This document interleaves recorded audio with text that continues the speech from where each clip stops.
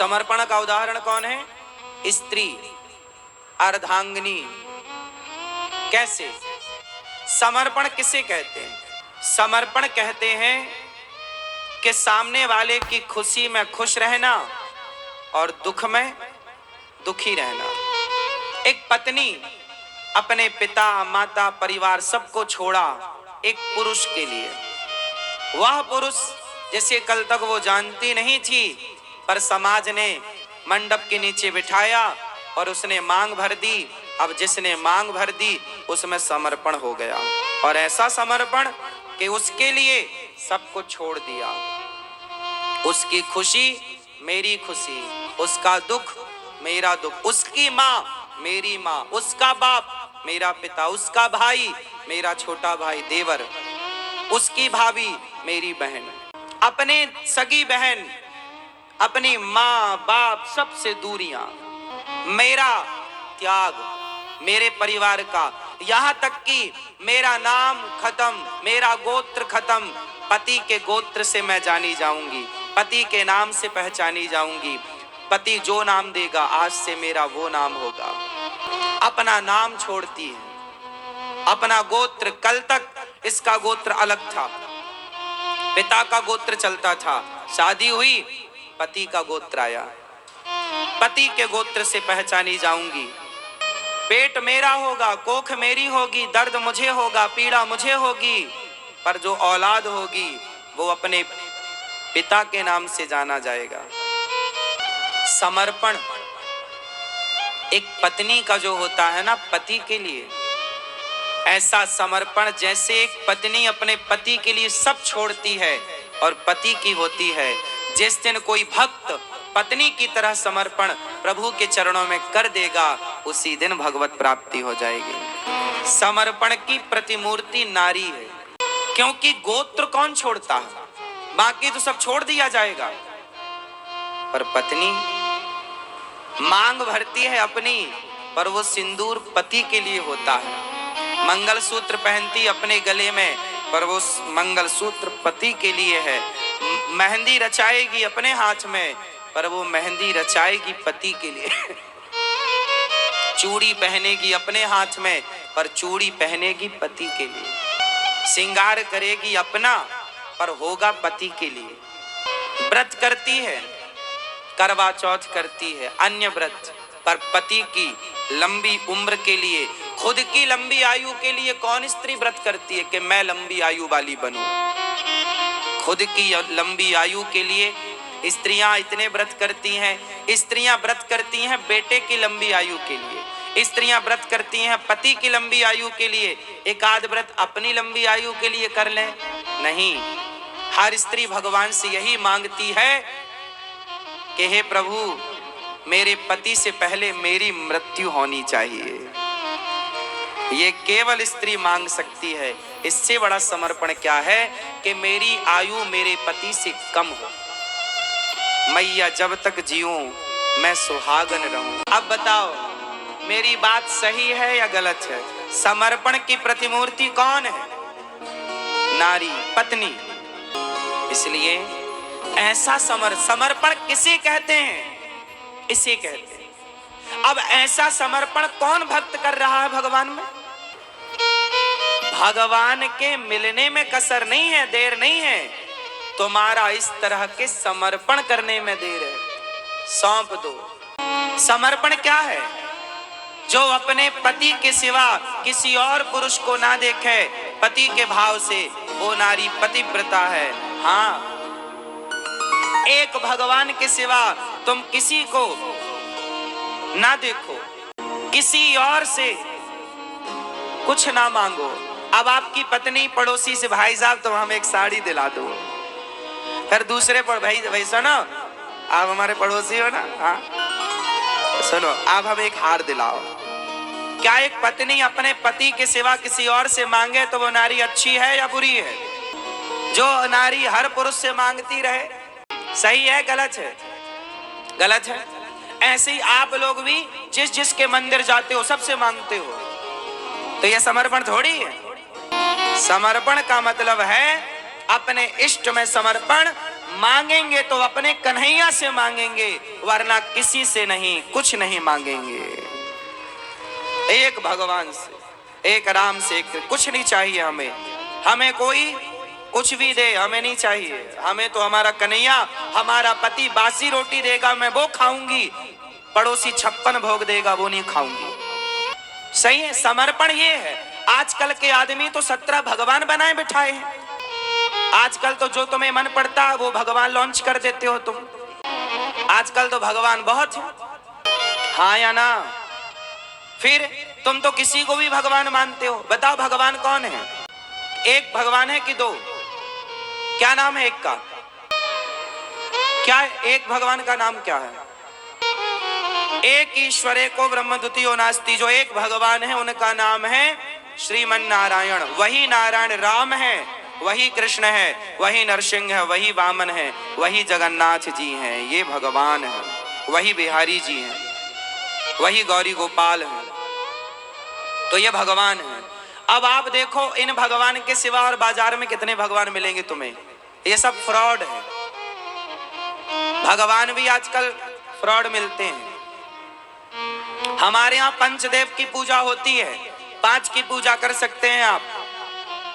5 की पूजा करने का अधिकार है आपको, 6वें की नहीं। अब वो 5 कौन कौन है सुन लो। भगवान नारायण, भगवान विष्णु एक, गिनो। भगवान विष्णु एक, बोलो भगवान विष्णु एक। दूसरे सूर्य भगवान, सूर्य की उपासना आप कर सकते हैं। सूर्य विष्णु 2। तीसरा शिव, शिव मतलब शंकर, 12 ज्योतिर्लिंग, इनकी पूजा आप करिए। भगवान विष्णु, भगवान सूर्य, भगवान शिव, गणेश जी, और 5वीं माता भगवती शक्ति, दुर्गा, कामाख्या, काली, भद्रकाली, महाकाली, केला, ज्वाला इत्यादि जितनी देवियां, राधा, सीता, लक्ष्मी, महालक्ष्मी, सरस्वती, ये सब शक्ति में। ये 5 के सिवा यदि आप 6वें की पूजा कर रहे हैं, फ्रॉड है। वो फ्रॉड भगवान है। जो आपके मंदिर में ही कितने फ्रॉड भगवान है। आप लोग किसी को भी मंदिर ले आते हो, किसी को भी भगवान बना के बिठाल देते हो। किसी को भी पति बना सकते हो क्या? फिर किसी को भी भगवान क्यों? एक में समर्पण करो अपने इष्ट में। मेरे इष्ट हैं भगवान श्रीमन नारायण, मेरा समर्पण अपने राम में है, अपने कृष्ण में है। मुझे किसी से कुछ नहीं चाहिए। देना होगा तो मेरे भगवान श्रीमन नारायण देंगे, नहीं देना होगा नहीं देंगे, पर किसी से नहीं। समर्पण मतलब समर्पण कैसा? पत्नी की तरह कि पति देगा बासी रोटी तो पति की ही खाएगी, पड़ोसी 56 भोग देगा नहीं खाएगी। सही है कि गलत? इष्ट समर्पण आपके इष्ट होने चाहिए। इष्ट कौन देता है? कुल देवता तो कुल से चलते हैं, पर इष्ट हमेशा गुरु जी देते हैं। जैसे लड़की मांग भर ले, अपने छोटी लड़की 2 साल 4 साल 5 साल की बच्ची है ना, माँ को मांग भरते देखती है तो वो भी मांग भर लेती है। मैं भी माँ की तरह मांग भरूंगी, वो भी लिपस्टिक लगाएंगे, मांग भर लेंगे। माँ देखो मैंने भी तुम्हारी तरह मांग भरी। तो बताओ उनकी मांग भरना वो लीगल है? बच्ची छोटी सी गुड़िया मांग भर लेती है कई बार माँ को देखकर, तो वो सही है? नहीं, वो तो ऐसी है, खेल है, खिलौना है। जब तक पति ना मांग भरे तब तक मांग मान्य नहीं होती। उसी तरह इष्ट कौन देते हैं? जैसे सिंदूर पति देता है, उसी तरह इष्ट गुरु देते हैं। गुरु जो मंत्र देंगे, जिनका मंत्र होगा वही आपके इष्ट होंगे। मंत्र नारायण का है तो इष्ट नारायण, मंत्र राम का है इष्ट राम, मंत्र कृष्ण का है इष्ट कृष्ण। कृष्ण, राम और विष्णु में अंतर नहीं है, तीनों एक तत्व हैं। मंत्र शिव का है तो इष्ट शिव है। जो इष्ट हैं अपने इष्ट में विश्वास रखिए, अपने इष्ट में समर्पण कीजिए। दूसरों की बुराई मत कीजिए कि आप विष्णु जी की बुराई करने लग जाएं, क्योंकि आपके इष्ट शिव जी हैं। हरि हरि हो, शिव में, शंकर में, हर में और हरि में भेद नहीं है। जो शंकर में और नारायण में भेद मानते हैं वो मूर्ख हैं, अज्ञानी हैं। हरि हरि और न भेदा। सब तत्व एक, मूल 5 तत्व ये एक ही है। पर 5 रूपों में प्रकट इसलिए है कि तुम्हें जो रूप अच्छा लगे उसमें मन लगाओ। ये इसलिए एक को 5 भागों में डिवाइड किया गया है। मूल में एक मूल नारायण तत्व है। शंकर जी भी भगवान नारायण का ध्यान करते हैं, सदा वसंतम हृदयारविंदे भवम भवानी। हाँ, गणेश जी भी भगवान नारायण का ही नाम जपते हैं। फिर इसलिए अलग कुछ नहीं है, लेकिन ये 5 की पूजा कर सकते हैं आप, छठवे की नहीं। और देवता, अब छठवे के लिए लिखा है कि और देवता चित्त न धरई, और देवताओं को चित्त पर रखने की जरूरत।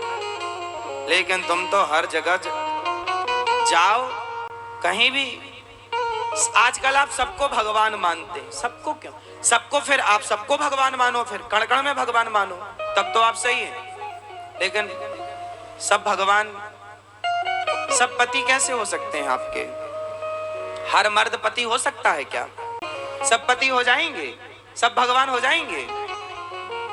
इसलिए भगवान कौन? एक भगवान श्रीमन नारायण। भगवान किसे कहते हैं? भगवान कौन सी परिभाषा ये तय करेगी कि ये भगवान है? भगवान किसे कहते हैं? परिभाषित करो भगवान को। नारायण, नारायण को भगवान क्यों कहते हैं? क्यों है वो भगवान? सृष्टि को रचने वाले तो ब्रह्मा हैं, पालन करने वाले विष्णु हैं, संहार करने वाले शिव हैं, और आप कह रहे हैं भगवान नारायण हैं। ये फंसने वाली बात है, इससे आपका कल्याण नहीं है। सटीक बात, भगवान किसे कहते हैं? जो पहले सब जानता हो, बिनु पग चले सुनई बिनु काना, कर बिनु कर्म करें विधि नाना, ये भगवान। ठीक है, ये तुलसीदास जी ने परिभाषा यही दी है।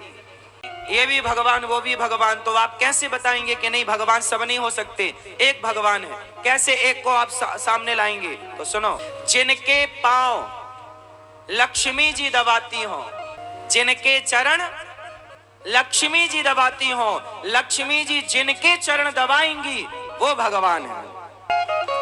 भगवान का नाम है लक्ष्मी पति। लक्ष्मी पति दूसरा नहीं हो सकता। लक्ष्मी पति, कोई पूछे कि भगवान कौन, तो बोलना जिनका भगवान का एक नाम है लक्ष्मी, जिनके चरण लक्ष्मी जी दबाएं वो भगवान है। लक्ष्मी जी किसी और के पांव नहीं दबाती। दबाया देखा कहीं आपने? सुना?